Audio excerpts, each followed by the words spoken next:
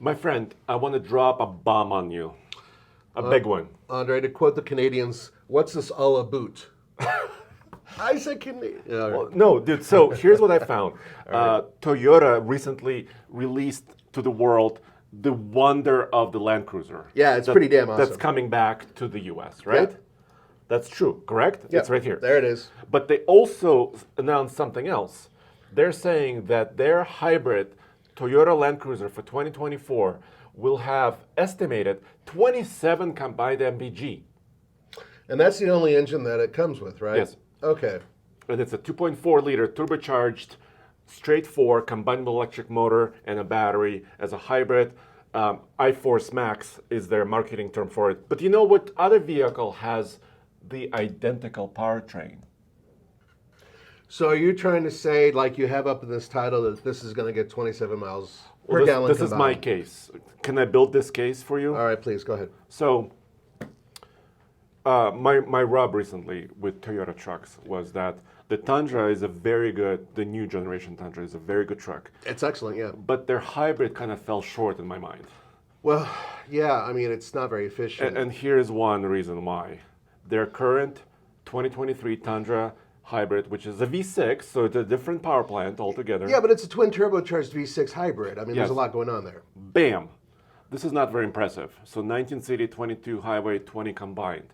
But what Toyota, I think, is doing is they're going to completely redeem the efficiency of their hybrid trucks with this upcoming lineup of smaller vehicles. Because if they're quoting the Land Cruiser 27, same powertrain as this Tacoma, the next generation Tacoma, then the Tacoma could have the same efficiency. It could. Okay, so can I continue to build my case a little bit here? Yes. All right, so let's take a look a little bit about the power. So they call it iForce Max. Like I said, 2.4 liters of turbocharger. Combined with electric motor, it's 326 horsepower, 465 pound-feet of torque. It's already amazing. Yeah, I mean, that torque number is just absolutely remarkable. Yes, and here's where the Tacoma is now. Yeah, well, we all know that the Tacoma, A, it's now the oldest currently that's out there, and B, it's just not efficient and hasn't been efficient. I mean, these combined numbers, I would struggle to even get to those, to be honest with you. Yeah, so they have a naturally aspirated V6 3.5 liter now. Yeah. No hybrid right now whatsoever in their Tacoma. There is a four-cylinder that they're still building, but they won't be building with the next generation. The 2.7. But still, look, the 2.7 is not very efficient either. No, it's actually less efficient than that six-cylinder. Well, because it's ancient. Well, yeah, it is ancient. So here's another vehicle with a similar, very same powertrain, is the new Grand Highlander all-wheel drive. It's a completely different powertrain, dude. It's totally different. That's a front-wheel drive bias vehicle with the engine that's mounted in a totally different direction. Yeah, but it still has a 2.4 liter turbo and it still has a hybrid system. Okay. And it's ginormous. Have you seen one of these in person? Yeah, they're really big. It looks like a small Tahoe. Yeah, I mean, it's that big. The wheelbase is actually damn close to a Tahoe if it's not exactly the same. 27 MPG, I get you. Okay. Okay. So you see where my case is coming from. I see where your case is coming from, but there are a lot of things to consider. Bam. Okay. Okay, but here's why it's important. Here's why we're doing this video. Right. Look at the competition. So right now, we're in the sunset of the That's diesel. going away. We know that's going to be gone soon. So the 3-liter Eco Diesel in the Jeep Gladiator is pretty good. 24. You see this? Yeah, I see it. 28 on the highway. We've driven them. We've managed to get pretty decent mileage. Yeah, but it's going away. Yeah, it's gone. The new Colorado, no. So we got 22 in mind. Yeah. So potentially in the real world, you can get better efficiency than what the EPA sometimes states. Right. But that's still nowhere near 27. No. How about the current Ranger? The current Ranger, we don't know much about what the replacement Ranger, which comes next year, is going to be able to do. I have a feeling it'll be more efficient, but they're using the same power plant. Right. They're kind of maintaining that, right? And no hybrid. Well, this is an interesting choice. The Ridgeline all-wheel drive. Now, we've proven with the Ridgeline in the past that for a normally aspirated engine, it is the most efficient vehicle that we've driven in its class. But that's not really saying much because it was by like 1 or 2 MPG. Yeah. So if this is true, if what I'm thinking is correct, if, because of the Land Cruiser estimate, if the next Tacoma will have 27 combined, it will blow all this out of the water. So case closed. They're dominant right now in their midsize sales. They're going to stay dominant, I would say. Now, people are going to be asking, you're missing a vehicle. What's that? Where's the Nissan? Ooh, sorry. Uh-huh. Okay. Now, while you're doing that, there are a couple things to consider. Yeah. First of all, the Land Cruiser and the Tacoma are very different. Okay, they have different lengths. I believe they're going to be different weights. Actually, the Tacoma might even be lighter in some cases. Which could be a benefit in some ways. But their aerodynamics are different. I give you that. Yeah. So, because the bed of the truck is kind of, it's a little bit of a problem. You know, there's a turbulence in the bed. You know, Right. kind of There's only builds so up. much flow you can get over it without losing some So of let's your say efficiency. 26. Let's take it down one. Okay. 26 is still a great number. That would be pretty amazing. And then the TRD Pro is 23. Bigger tires, Yeah, lifted in the so- air, more resistance. So the Pro and the Trail Hunter, right? Right. Their new off-road versions of the Tacoma will probably not have 27. That's There's what I'm no thinking way. too. Yeah. Because armor, weight, Extra off-road drag. tires, they're higher in the air. Exactly. Right? So all those things. I'm not talking about the Pro right now. I'm just talking about their standard hybrids. Now, here's another thing. We got a chance to see the intro, the very first version of their rear drive. What was that? The one with the small cab, right? Oh, the pre-runner. Pre-runner. The- So that was the Taco? rear drive, right? Yeah. That had a giant front balance on it. Yes. For aerodynamics. Yes, It the was air huge, dam, yeah. Right. We called it the snowplow. That.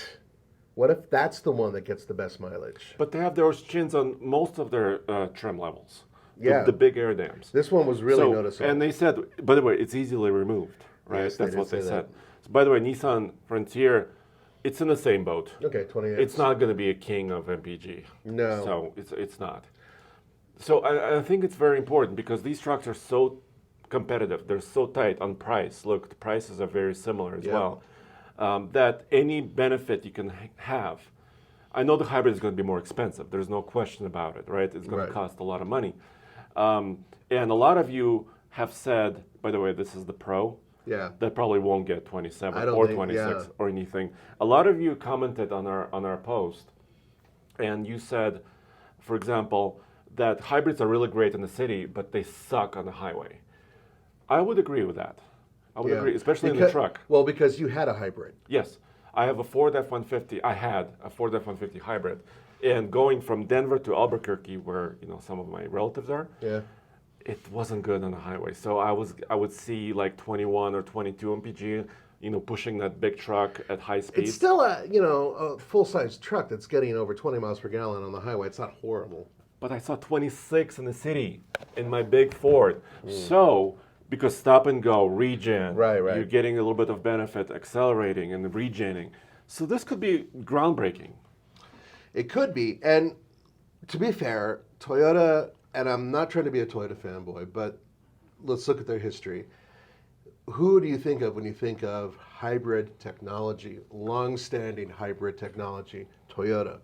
Toyota's been all over it, and now they're pushing to have every single one of their vehicles electrified, essentially turned into hybrids over the next few years. And there'll be like a version of a hybrid of almost everything they have. It's almost there now. Yeah, I mean, their Sequoia is all hybrid, Yep. right? Their even Sienna minivans are hybrid. Yep. Most of them, I believe. No, they're standard. Oh, the standard hybrid. Yes. And then all-wheel drive is an option. Yes. So, and I think that also points to the way that, Toyota has always been a little bit standoffish about all electric. Oh, very much standard. And this kind of backs up that point because they're really doubling down on hybrids. And maybe that's the best way right now to deal with electrification and better efficiency. Yes, and what I'm curious about is, will they take that next step and go to a PHEV system with any of these?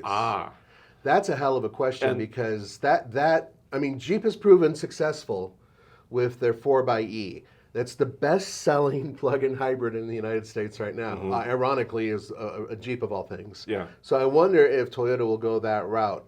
But with that being said, I understand your argument. I don't know necessarily that it'll match this. I think that they'll either be far better or far worse. You know what I mean? Because we don't know anything about this. We haven't driven it. We don't know its dynamics. No. We don't know its aerodynamics. All we have is their statement, really. Exactly. So, but still, I think it's worth noting, and I think everybody else, all the other manufacturers, need to take notice. Because if that's true, if the next Tacoma, by the way, the hybrid Tacoma comes out in the spring, and the regular Tacoma comes out late this fall, think maybe November, December-ish time frame for the regular Tacoma. Really, you would have thought it would be the other way around. Right. You know, but remember the Tundra, when the Tundra launched, the regular Tundra launched first. We had one at TFL. And then the hybrid came later. So the same cadence here for the Tacoma. No, it's a different cadence. The hybrid comes first. Not in the Tacoma. Oh, okay. I got that wrong then. Okay, so still. All right. So we have to wait a little bit. Okay. That's all I'm saying. Well, yeah, we do. But we're going to be the first. Hybrid, by the way, the TRD Pro is going to be all hybrid. So no regular. So is the Trailhunter. And the Trailhunter, all hybrid. And they said, and I don't like this, but they're coming in the spring. We have to wait longer for those. So what do you guys think?